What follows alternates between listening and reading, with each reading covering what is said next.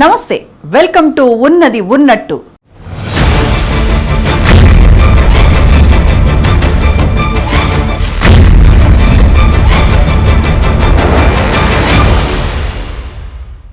అధికారం పోయింది, నేతలు పోతున్నారు. గతమెంతో ఘనం, ప్రస్తుతమంతా దరిద్రం అన్నట్లు పరిస్థితి తయారైంది. 151లో 5 ఎగిరిపోయింది, 11 మిగిలింది. వచ్చే ఎన్నికల నాటికి ఆ 11లో ఒక నెంబర్ మిస్ అయితే మిగిలేది ఒక్కటే. పరిస్థితి ఇంత దిగజారుతున్నా అధినేతలో ఓవర్ కాన్ఫిడెన్స్ మాత్రం తగ్గటం లేదు. ఎన్నికలకు ముందు వై నాట్ 175 అన్న జగన్ మామయ్య ఇప్పుడు 2.0 అంటూ గట్టిగానే గర్జిస్తున్నారు. వై నాట్ 175నే ఓవర్ స్టేట్మెంట్ అని జనాలు భావించి ఇంట్లో కూర్చోపెడితే ఇప్పుడు ఈ 2.0ను ఏమనుకోవాలి? తాడేపల్లిలో మీటింగ్ పెట్టి 2.0 అంటే అధికారంలోకి వచ్చేస్తారా? నిధులు మళ్ళిద్దాం, పథకాలు ఇచ్చేద్దాం, ఓట్లు పట్టేద్దాం, విపక్షాన్ని తొక్కేద్దాం అన్న కాన్సెప్ట్తోనే జగన్ అన్న 5 ఏళ్ల పాలన సాగింది. ప్రతి నెల 1వ తారీఖునే పైసలు ఇంటికి వచ్చేలా సెట్ చేశారే కానీ మౌలిక వసతుల కల్పనను గాలికి వదిలేశారు. దాంతో బొక్కలు పడ్డ రోడ్లపైనే ప్రయాణాలు సాగించిన జనాలు కుక్క తిట్లు తిట్టుకున్నారు. అన్నొస్తున్నాడు, జగనన్న వస్తున్నాడంటే వద్దు పోరారే అంటూ ఈసడించుకున్నారు.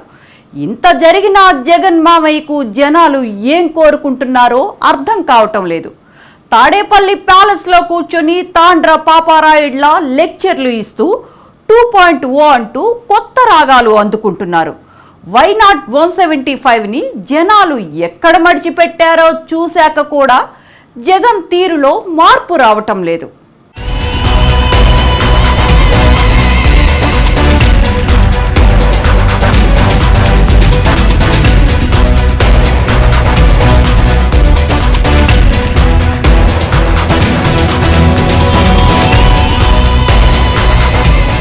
సింహం సింగిల్ గా వస్తుంది అంటూ ఎన్నికల ముందు వైసీపీ చేసిన హడావుడి అంతా ఇంతా కాదు. కట్ చేస్తే సింహం సింగిల్ గా వస్తుందా, సింతకాయ పచ్చడేం కాదు అంటూ ఆ సింహానికి కాళ్లు చేతులు విరగ్గొట్టి తాడేపల్లి గుహలోనే కూర్చోబెట్టారు జనాలు.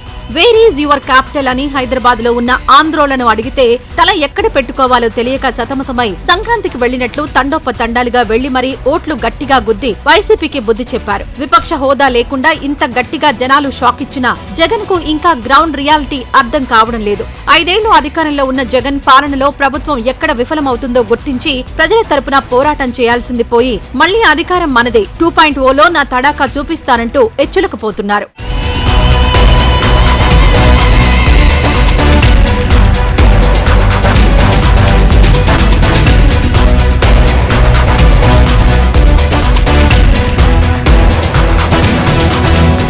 జగన్ తన ఓటమిని సీరియస్ గా తీసుకోవడం లేదు. తనకు 40% ఓట్లు వచ్చాయని ధీమాగా ఉన్నారు. ఎన్నికలకు కొద్ది రోజుల ముందు పార్టీని యాక్టివ్ చేస్తే సరిపోతుందని ఆయన భావిస్తున్నట్లుంది. అందుకే పెద్దగా వైసీపీలో జరుగుతున్న పరిణామాలను ఆయన సీరియస్ గా తీసుకోవడం లేదు.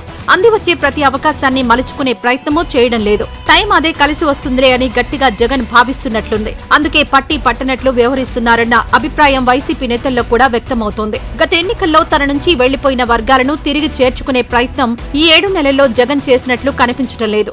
ఒక్కడే గుర్తుపెట్టుకోండి, ఈసారి జగనన్న 2.0 కొంచెం వేరుగా కూడా ఉంటుంది.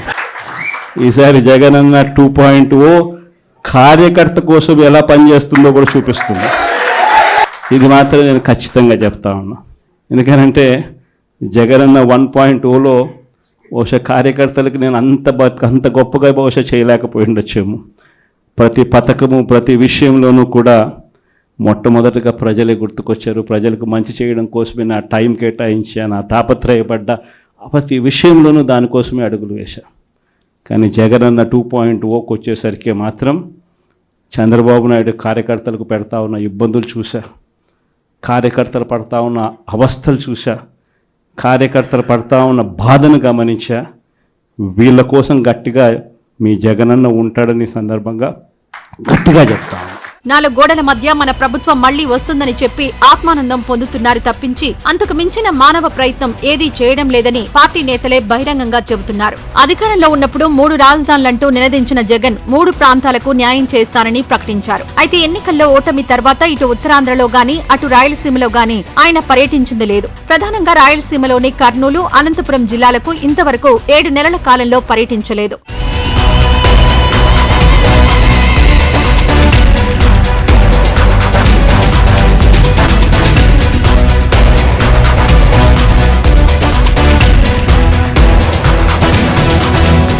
ఇక ఉత్తరాంధ్ర జిల్లాల వైపు కూడా జగన్ చూడలేదు. ఇలాగైతే ఎలా అని అనేక మంది వైసీపీ నేతలు ప్రశ్నిస్తున్నా వస్తున్నా అంటూ కాలయాపన చేస్తూ టైం గడిపేస్తున్నారు.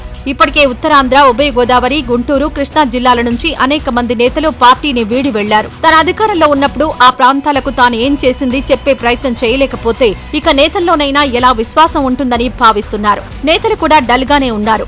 ఉదాహరణకు ముద్రగడ పద్మనాభ వంటి నేతల ఇంటిపై దాడికి ప్రయత్నం జరిగితే కనీసం అక్కడికి వెళ్లి పలకరించే ప్రయత్నం కూడా జగన్ చేయకపోవడాన్ని కొందరు ప్రశ్నిస్తున్నారు. ఫోన్లోనే పలకరించడాన్ని కూడా తప్పుపడుతున్నారు.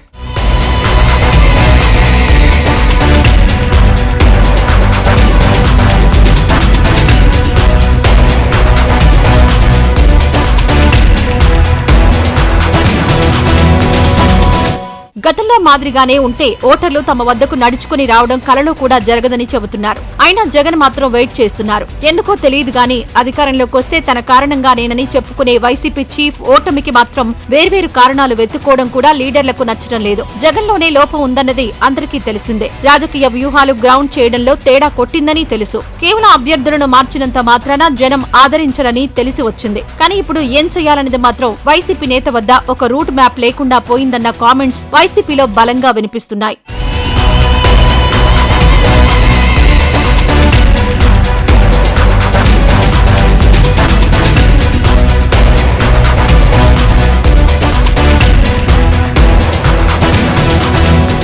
నూట 51 నుంచి 11కు పడిపోయామంటేనే పరిస్థితిని అర్థం చేసుకోవాలి. పునరాగమనానికి బాటలు పడాలంటే ప్రజల్లో ఉండాలి. ప్రజల సమస్యలు గుర్తించి ప్రభుత్వంపై పోరాటం చేయాలి. కానీ ఇవేవీ చేయకుండా వచ్చేస్తున్నామంటూ కబుర్లు చెబితే అది వైనాట్ 175 కంటే పెద్ద జోక్ అవుతుందన్న విమర్శలు బలంగా వినిపిస్తున్నాయి.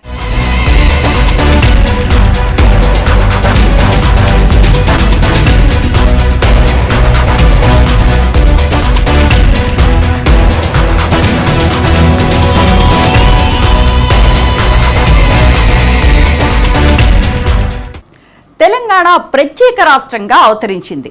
రాష్ట్రం విడిపోయి 10 ఏళ్లు గడిచినా ఏపీ ప్రజల ప్రత్యేక హోదా కోరిక మాత్రం తీరలేదు.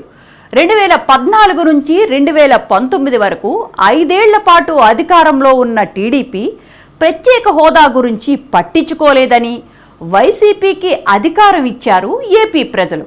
కానీ 5 ఏళ్ల పాటు జగన్ కేసుల నుంచి బయటపడేందుకు ప్రయత్నించారే కానీ ప్రత్యేక హోదాను పట్టించుకోలేదు.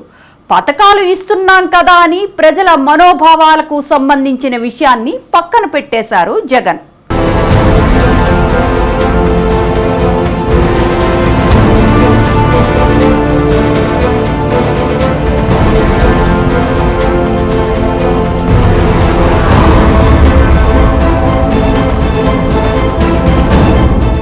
ఐదేళ్లు కేంద్రం ఏం చెబితే అది చేశారు జగన్. కేంద్రం తెచ్చిన అనేక చట్టాలను ప్రాంతీయ పార్టీలన్నీ ముక్త కంఠంతో వ్యతిరేకించిన వైసీపీ ఎంపీలు మాత్రం బీజేపీ ఎంపీల కంటే ముందే కేంద్రం తెచ్చిన బిల్లులకు చేతులెత్తేవారు.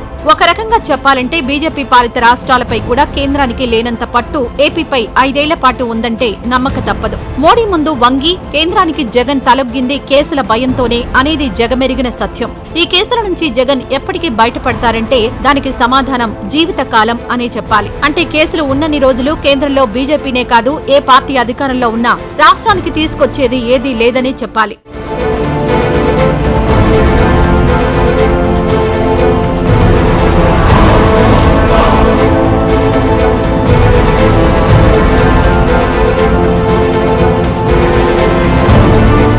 ఈ విషయంలో ఢిల్లీలో వైసీపీ క్యాడర్ కు అర్థం కాకపోయినా లీడర్లకు మాత్రం మహా బాగా అర్థమైనట్టు కనిపిస్తోంది. ఏకంగా విజయసాయిరెడ్డి అంతటి నేతే పార్టీని వీడి ఈ రాజకీయాలు ఇక చాలు బాబోయ్ అంటూ అస్త్ర సన్యాసం చేశారంటేనే పరిస్థితి తీవ్రతను అర్థం చేసుకోవచ్చు. ఢిల్లీ ఫలితాలను బట్టి చూస్తే జమిలీ ఎన్నికలు జరిగినా బీజేపీ మళ్లీ అధికారంలోకి వచ్చే పరిస్థితులు కనిపిస్తున్నాయి. ఇదే సమయంలో తనకు ఇక ఆంధ్రప్రదేశ్ లో గెలుపునకు అవకాశం లేదన్న భయం జగన్ ను వెంటాడుతున్నట్లు కనిపిస్తోంది. వచ్చే ఎన్నికల్లోనూ మళ్లీ అదే కూటమితో పోటీ పడి తన పార్టీ విజయం వైపు వెళ్తుందా అన్న అనుమానం లీడర్లో కలుగుతోంది.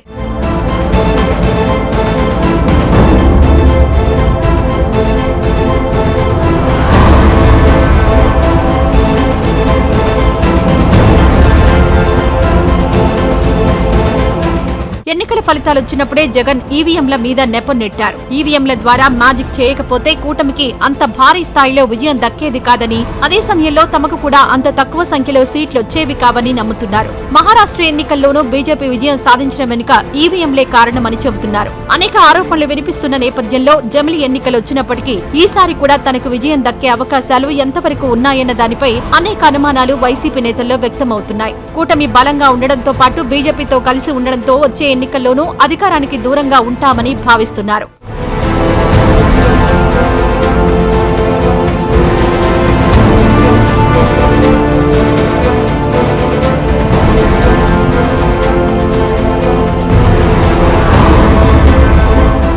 అది గ్రహించి వైసీపీ నుంచి కీలక నేతలు పార్టీని వీడి వెళ్లిపోతున్నారు. కూటమిని వచ్చే ఎన్నికల్లోనూ ఎదుర్కొనడం కష్టమని భావించిన నేతలు తమ దారి తాము చూసుకుంటున్నారు. జగన్ కిప్పుడు బీజేపీ నేరుగా సాయం అందించే పరిస్థితిలో మాత్రం లేదు. రాష్ట్రంలో అధికారంలో ఉన్నప్పుడు వాడుకున్నన్ని రోజులు వాడుకుని ఇప్పుడు పట్టించుకోవడం మానేసింది. నేరుగా తమ పార్టీ రాష్ట్రంలో అధికారంలో లేకపోయినా ఏపీలో ఏం కావాలన్నా గతంలో మాదిరిగానే జరిగిపోతూ ఉండడంతో జగన్ ను బీజేపీ హైకమాండ్ పక్కకు వెళ్లి ఆడుకో అంటోందని ప్రచారం జరుగుతోంది. అధికారంలో లేకపోవడంతో పాటు చంద్రబాబు, పవన్ కళ్యాణ్ నుంచి మద్దతు పుష్కలంగా ఉండడంతో జగన్ ను పార్టీ కేంద్ర నాయకత్వం కూడా పట్టించుకోవడం మానేసిందంటున్నారు. అంతేకాకుండా జగన్ పార్టీ వల్ల బీజేపీకి పరోక్షంగా, ప్రత్యక్షంగా ఉపయోగం ఏమీ లేనందున జగన్ ను దూరం పెట్టారంటున్నారు. ఢిల్లీలో వైసీపీకి చెందిన నేతలు చేసిన సయోధ్య ప్రయత్నాలు కూడా ఫలించలేదని చెబుతున్నారు.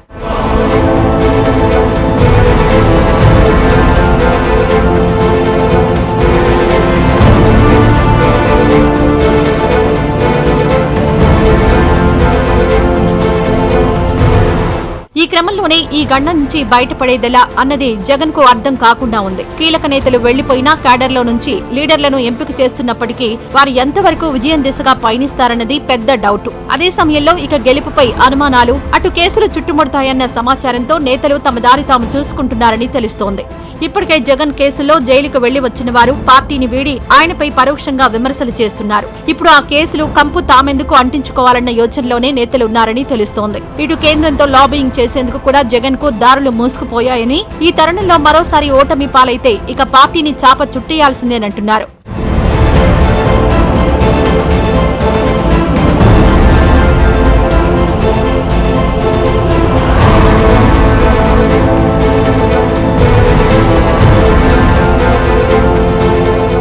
ఇటు జనంలో కూడా జగన్ అధికారంలోకి వచ్చినా పెద్దగా ఒరిగేదేమీ లేదన్న అభిప్రాయం బలంగా నాటుకుపోయింది. ఈ సమయంలో ప్రజా సమస్యలపై పోరాటం చేయాల్సిన జగన్ తాడేపల్లి ప్యాలెస్ కే పరిమితమై వచ్చేస్తున్నాం, వేసేస్తామంటే జనం నవ్వుకుంటున్నారే గాని విశ్వసించడం లేదు. అయితే కూటమిపై బలంగా పోరాడడం ప్రమాదమని భావించే క్యాడర్ కు బూస్ట్ ఇచ్చేందుకు జగన్ ఇలాంటి మీటింగ్లు పెడుతున్నారన్న ప్రచారం వైసీపీలోనే జోరుగా సాగుతోంది.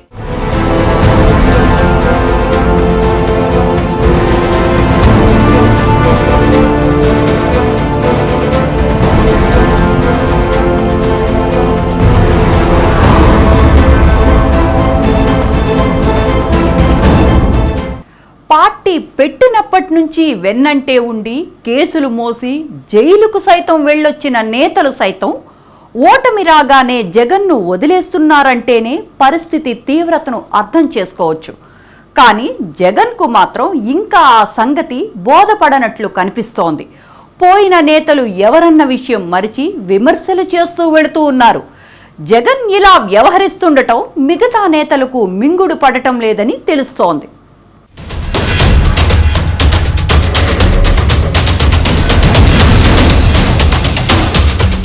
పార్టీ అధికారాన్ని కోల్పోయింది. ఘోర పరాజయం నుంచి కాస్త బయటకొస్తున్న జగన్ అలా లండన్ ట్రిప్కు బయలుదేరారు.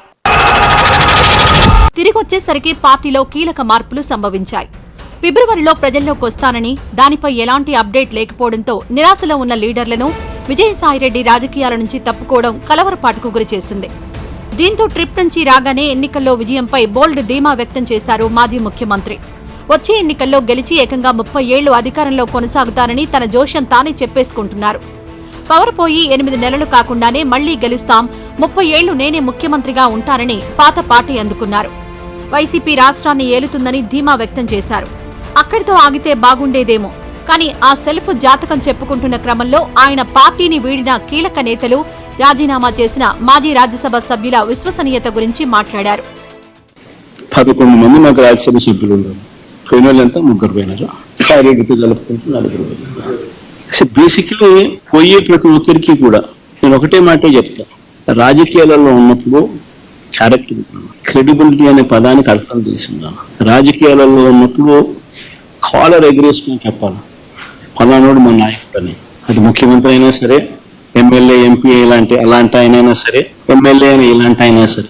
కానీ మనమంతటి మనమే ప్రలోభాలకు లింగో, భయపడో, ఏదో కారణం చేత మనమంతటి మనమే మన వ్యక్తిత్వాన్ని, మన క్యారెక్టర్ని, మన క్రెడిబిలిటీని మనం బలంగా పెట్టి మనం కాంప్రమైజ్ అయ్యి అటువైపు మనం పోతే మన గౌరవం ఏంది, మన వాల్యూ ఏంది, మన క్యారెక్టర్ ఏంది, మన క్రెడిబిలిటీ ఏంది.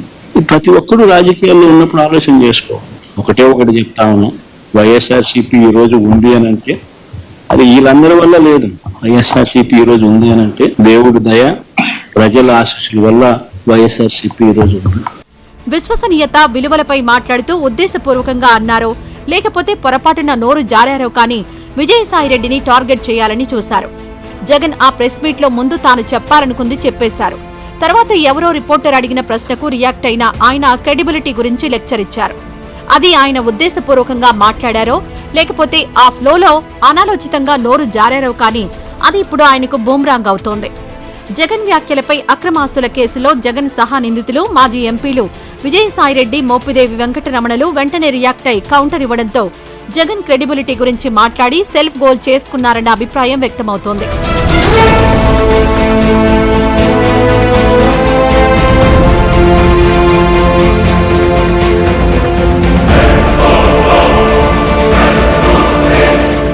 ముఖ్యంగా విజయసాయిరెడ్డి వైసీపీ స్థాపన దగ్గర నుంచి జగన్ వెన్నంటే ఉన్నారు. అంతకుముందు జగన్ తండ్రి, తాతల హయాం నుంచి ఆడిటర్ అయిన సాయిరెడ్డికి ఆ కుటుంబంతో అనుబంధం ఉంది. జగన్ లోటుపాట్లో ఆర్థిక మూలాలు, లావాదేవీల లెక్కలు ఒక ఆడిటర్గా సాయిరెడ్డి వేళ్ల మీద ఉంటాయి. వైఎస్ ఫ్యామిలీతో ఉన్న అనుబంధంతో ఆయన మొదటి నుంచి జగన్ కు వీర విధేయుడిగానే వ్యవహరిస్తూ వచ్చారు. అక్రమాస్తుల కేసులో జగన్తో కలిసి 16 నెలలు రిమాండ్ ఖైదీగా గడిపారు. పార్టీ పదవికి, రాజ్యసభ సభ్యత్వానికి రాజీనామా చేసినప్పుడు కూడా సాయిరెడ్డి ఆయన్ని పల్లెత్తు మాట అనలేదు.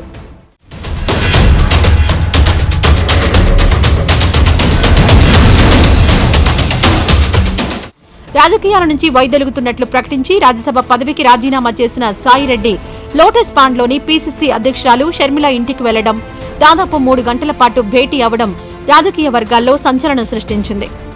జగన్, షర్మిలల మధ్య కుటుంబ, రాజకీయ విభేదాలు తీవ్ర స్థాయిలో ఉన్న నేపథ్యంలో విజయసాయిరెడ్డి స్వయంగా వెళ్లి షర్మిలను కలవడం రకరకాల చర్చలకు తావిచ్చింది. విజయసాయిరెడ్డిపై అనేక సందర్భాల్లో షర్మిల ఘాటైన విమర్శలు చేశారు. వివేకానందరెడ్డి గుండెపోటుతో మృతి చెందారని విజయసాయి ప్రకటించడంపైన ఆమె అభ్యంతరం తెలిపారు.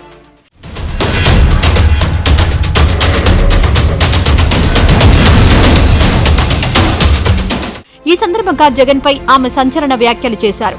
జగన్ కు అత్యంత సన్నిహితుడిగా ఫోకస్ అయిన విజయసాయి వాస్తవానికి జగన్ తో ఎన్నో ఇబ్బందులు పడ్డారంట. క్యారెక్టర్ అంటే ఏంటో జగన్ మరిచిపోయారని, అలాంటి జగన్ క్యారెక్టర్ గురించి పెద్ద పెద్ద డైలాగులు చెబుతున్నారని షర్మిల ఎద్దేవా చేశారు. వైఎస్ కోరికకు భిన్నంగా అబద్ధం చెప్పాలని విజయసాయిపై ఒత్తిడి తెచ్చినప్పుడు జగన్ క్యారెక్టర్ అర్థమైందని దెప్పిపొడిచారు. సొంత మేనకోడలు, మేనలుడు ఆస్తులు కాజేయాలని జగన్ ఎన్నో కుట్రలు చేస్తున్నారని, తన పిల్లలకు ముఖం చూపించే ధైర్యం జగన్ కి ఉందా అని ప్రశ్నించారు. జగన్మోహన్ రెడ్డి గారు ప్రెస్ మీట్ పెట్టి ఒక కొత్త ఫిలాసఫీ చెప్పారు. క్యారెక్టర్ అంటే బాటల్లో నీళ్ళ లాంటిది, ఆ నీళ్లు పడేసుకుంటే సమకూర్చుకోలేము, ఆ నీళ్లు భూమిలో ఇంకిపోతే మళ్ళీ దక్కించుకోలేమని జగన్మోహన్ రెడ్డి గారు చాలా పెద్ద డైలాగులే చెప్పారు. ఒక పక్కేమో జగన్మోహన్ రెడ్డి గారు క్యారెక్టర్ గురించి ఇంత పెద్ద పెద్ద డైలాగులు చెప్తున్నారు, ఇంకో పక్క నేనేమో అసలు జగన్మోహన్ రెడ్డి గారు క్యారెక్టర్ అంటే ఏమిటో అన్న పదానికి అర్థం కూడా మర్చిపోయారు కాబోలు అని నేను అనుకుంటున్నా. అధికారంలో ఉన్నంతకాలం జగన్ అపాయింట్మెంట్ దొరకడమే గగనంగా ఉండేది. మంత్రులు, ఎమ్మెల్యేలనే తన ప్యాలెస్ బయట నిలబెట్టేసిన ఆయన పరదాల మాటిన పరిపాలన సాగించి కార్యకర్తలను ఎప్పుడూ పట్టించుకోలేదు. అలా రాచరిక పాలన సాగించిన జగన్ ఓటమి తర్వాత కూడా అలాగే వ్యవహరిస్తున్నారు. పోయిన లీడర్లు ఎవరు, వారితో తమ సహవాసం ఎలాంటిది, వారు పార్టీ కోసం చేసిందేంటి అన్న విషయాలను మరిచి జగన్ క్రెడిబిలిటీ గురించి మాట్లాడిన తీరు ఇప్పుడు చర్చనీయాంశమైంది. ఎన్నికల ముందు తల్లి చెల్లితో తెగదెంపులు చేసుకున్న జగన్ ఇప్పుడు నమ్మిన బంటు దూరమైతే క్రెడిబిలిటీ గురించి మాట్లాడుతున్నారంటే భవిష్యత్తులో తమ పరిస్థితి కూడా ఇంతేనేమో అన్న అనుమానాలు వైసీపీ లీడర్లలో వ్యక్తమవుతున్నాయట. మొదట షర్మిల, ఆ తర్వాత విజయసాయి ఇలా జగన్ కు అత్యంత సన్నిహితులే ఆయన్ను కాదని వెళ్తుంటే తామెందుకు ఉండాలన్న ధోరణి మెజారిటీ వైసీపీ నేతల్లో కొట్టొచ్చినట్లు కనిపిస్తోంది.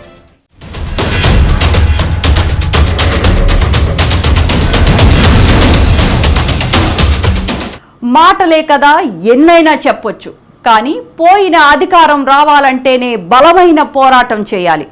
కేవలం లీడర్లలోనే కాదు, కేడర్లో కూడా నమ్మకం పెరిగి కసిగా పనిచేసేలా చేయాలి. అలా పనిచేయాలంటే ముందు నాయకుడు జనంలోకి రావాలి. అలా రాకుండా ప్యాలెస్లో పడుకొని ప్రసంగాలు ఇస్తూ ఉంటే అధికారంలోకి రావటం కాదు కదా, నేతలు కూడా పక్క పార్టీలకు వలసపోతారు. ఇప్పుడు వైసీపీలో ఇదే నడుస్తోంది.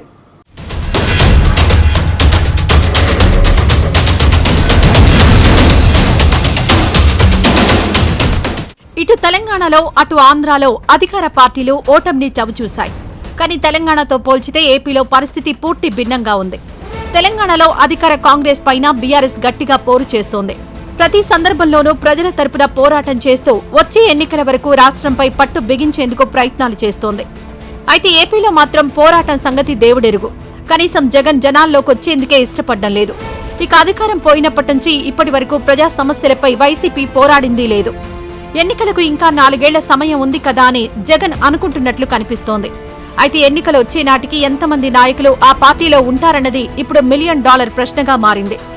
అధికారంలో ఉన్నప్పుడు జగన్ ఎలాంటి ఆలోచనతో ఉన్నారో ఇప్పుడు అలాంటి ఆలోచనతోనే కనిపిస్తున్నారు. అధికారం పోవడానికి కారణాలను విశ్లేషించకుండా తనను పార్టీని విమర్శించే వారిపైనే ఫోకస్ చేస్తూ ప్రజా సమస్యలపై పోరాటాన్ని గాలికి వదిలేశారన్న విశ్లేషణలు వెలువడుతున్నాయి.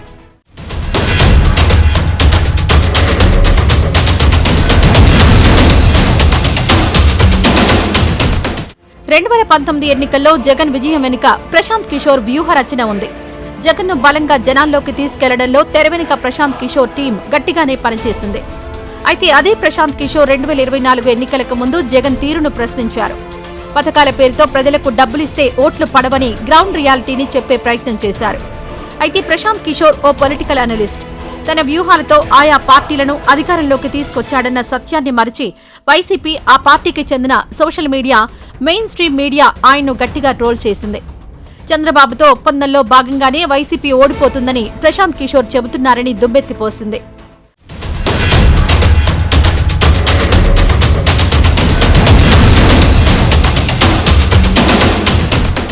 కట్ చేస్తే ప్రశాంత్ కిషోర్ ఏదైతే చెప్పారో అదే నిజమైంది.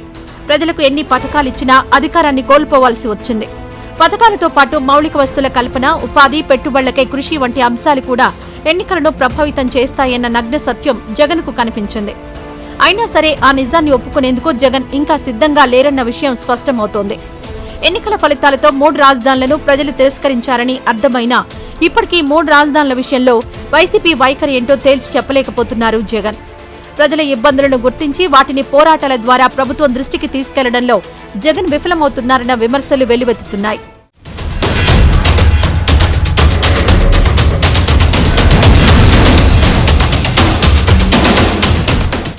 ఎన్నికలకు ఇంకా చాలా కాలమే ఉన్నా జగన్ జనాల్లోకి రావాల్సిన సమయం ఆసన్నమైంది. ఎన్నికల నాటికి చూసుకుందాంలే అనుకుంటే మాత్రం ఆయన వెంట నడిచేందుకు ఎవరూ ఉండరని విశ్లేషకులంటున్నారు. జమిలీ ఎన్నికలొచ్చినా జగన్ అధికారంలోకి వచ్చే పరిస్థితి కనిపించడం లేదు. 2014 నుంచి 2019 వరకు అధికారంలోకి వచ్చేందుకు ప్రభుత్వంపై ఎలాంటి పోరాటాలు చేశారో జగన్కు తెలియంది కాదు. కానీ ఇప్పుడు పరిస్థితి పూర్తి భిన్నంగా ఉంది. 2014 నుంచి 2019 వరకు ఏ స్థాయిలో పనిచేశారో అంతకు మించి పోరాటం చేస్తే తప్ప అధికారం సాధ్యం అయ్యే పరిస్థితులు లేవు.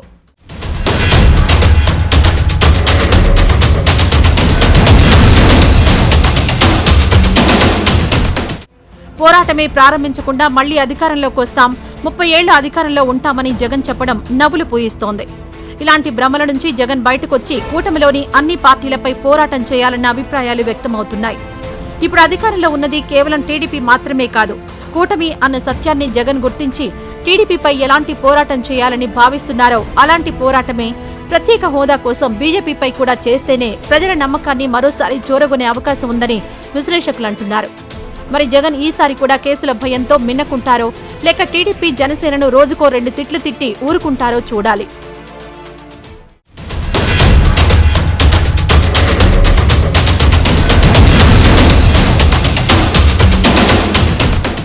ఇది ఇవాల్టి ఉన్నది ఉన్నట్టు. రేపు మరో ఎపిసోడ్లో మళ్ళీ కలుసుకుందాం. స్టే ట్యూన్ టు స్వతంత్ర.